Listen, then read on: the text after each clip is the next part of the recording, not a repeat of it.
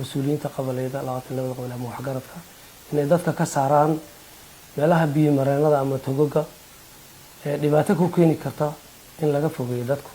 waa fariintiida koowaad tan kale loo wada socotaan degmada Dowlado waxa ku soo noqday ama ku habsaday fatahaad soo xilli roobka qasaare fara badan ay ka dhalato xafiisyada ay qosayso waxaan codsanaynaa marka koowaad iyo mar labaad iyo mar saddexaad aan codsanaynaa in xal waara loo helo fatahaadahaas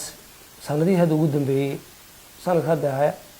5 bilood gudahood bay laba mar fatahaad ay dhacday degmada Dowlado waxayna saameysay maal fara badan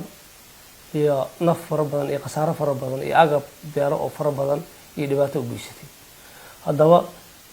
in xal waara loo helo ayaa waxaan ka codsanaynaa xafiisyada ay qosayso xukuumadda waxaan ka codsanaynaa marka koowaad iyo mar labaad iyo mar saddexaad in bulshadana xal waara loo helo gaar ahaan waxa ugu daran degmada Dowlado magaalada oo halka labada webi iskaga daraan markasta biyaha markay fatahaadu roobku dhacaan webigu xadka uu baxa oo dhaafo in ay magaalada biyihii ay saameyn fara badan iyo dhibaato badan ay u geysato in halkaasi laga xiro waan codsanaynaa waxa kale oo ka codsanaynaa xafiiskanaga iyo xafiisyada ay qosayso xukuumadda waan ka codsanaynaa suufta oo kale iyadana in aydan xal loo helo waa labada meel ugu daran ay aadka u saameyso biyaha markay dhacdo webigu soo bitaaco ama roobku u da'o qasaare fara badan ay ka dhalato inkastoo gaar ahaan Ganaala iyo Daawo site ay dhibaatada ugu fara badan ee degmada Dowlado qasaaraha ugu badan markasta markuu roobku da'o ay ku dhacdo Daawo site oo ay maxay ku raada beero fara badan iyo matooro fara badan qasaare ugu geysto oo dhammaan Daawo site qabaleyda ku yeelo oo dhan ay dhibaatadaasi ay ku dhacdo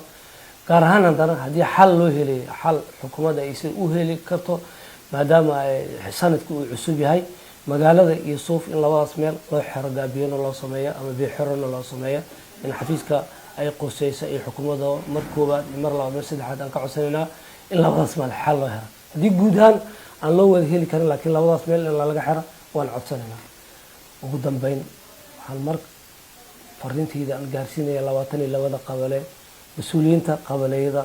waxgaradka iyo dhamaan bulshada degmada Dowlado in shacabka laga saara meelaha biyo mareenada si qasaaruhu u yaraado waxa kaloon Ilaahay subhanahu wa ta'ala ka bariyaa in roobkan uu noqdo roob dadii dunya aan